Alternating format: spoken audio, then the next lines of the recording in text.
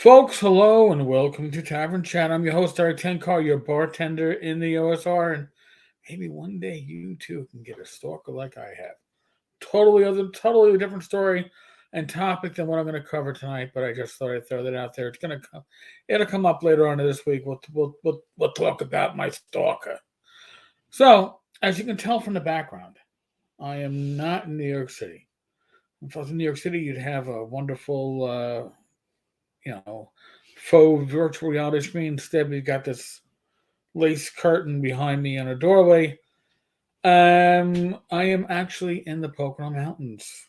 Rich and I are here for the better part of a week, getting away, relaxing, unwinding, and clearing our head. Or heads, multiple. But I like to, when I'm up here, as I get away from the city, as I get away from the usual routine, think about how events here can relate to gaming. And I'm surprised sometimes when they do. So, one of the things that we do is we walk our dachshund.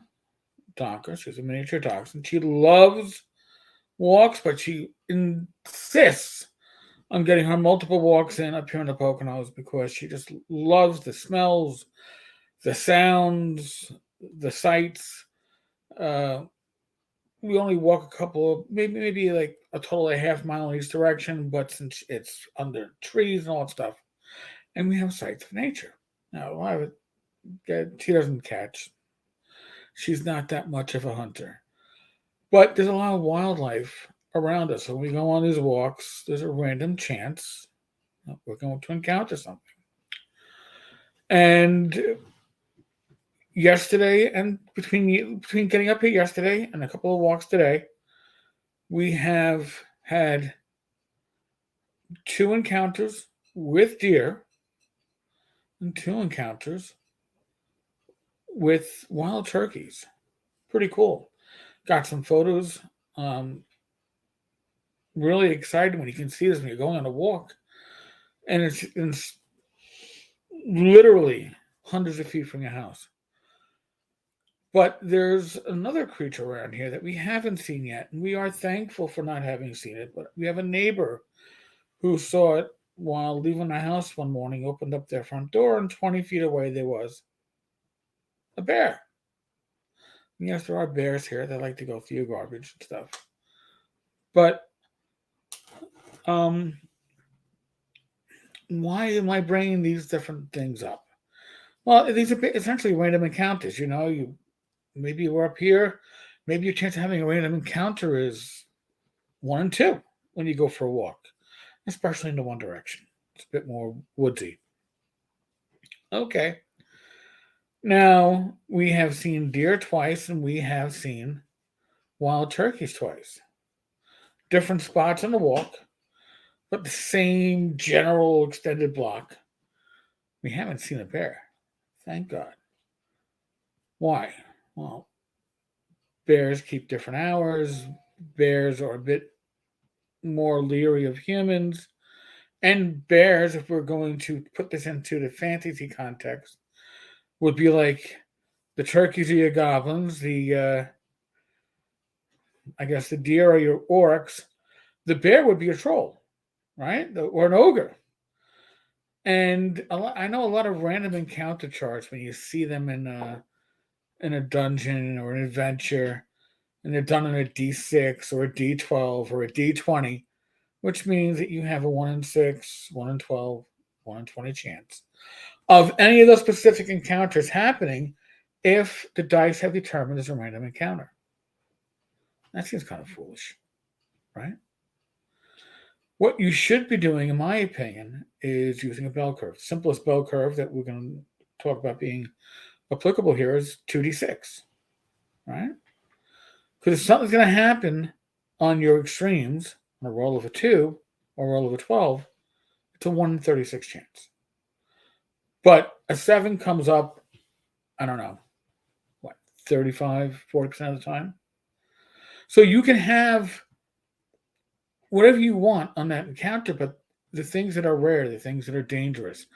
When you're doing your outdoor encounters, right? You're wandering monsters. First off, they shouldn't just be wandering monsters. They should be wandering events or random events and wandering monsters. It could have something uh, like with us, chestnuts falling out of a tree and landing right in front of you, just missing a head. Those things are actually fairly large in size. I think if it hit me in the head, there's a chance I could have lost a hit point. In gaming terms, I'm trying to put this into gaming terms. It's not an adversary that I could fight back against, and it's not a real threat, but it's an event, and it's an event that can have impact. So when you are working on your random tables, when you're working on your random event tables, think about that bell curve. Yes, you might go, but an encounter only happens on a 1 in 6 chance in a D6. Or I don't want to make the extra entries. Hey, maybe those extra entries are just for rare stuff, but when rare stuff happens, it could be memorable for the party, but it should be rare.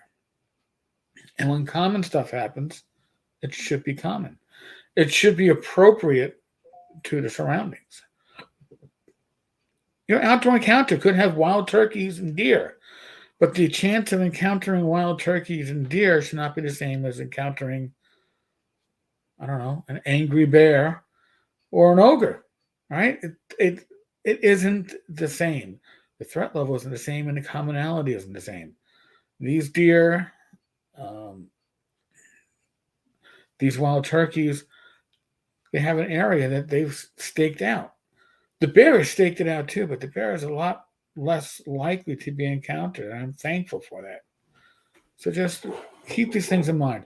You might want to do 3d6. You might want to do what they did in 2E? Was it a D8 and a D12 to get you? I would be consistent in your dice. 2d6, 3d6. 2d8 works out well because you're 2 to 16, right? Gives you 15 entries.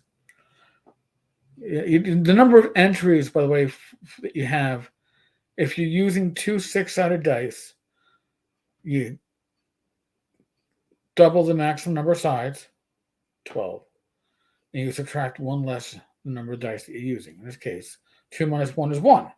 So you have 11 entries on a table. If you're using a table with 3d6, you'd have 16 entries on that table.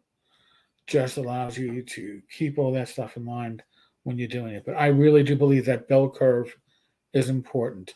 Make the rare things rare, make the common things common, make the less deadly events. Bear could be deadly. Even if I am armed, it could still be deadly. It's not what I want to deal with. Trust me. So, just some things to think about. Again, when I get away from the city, I try to think out of the box. So, on that note, Wednesday night, I do believe Greg Gillespie will be our special guest on the Talking Crit live stream, 8 p.m. Eastern.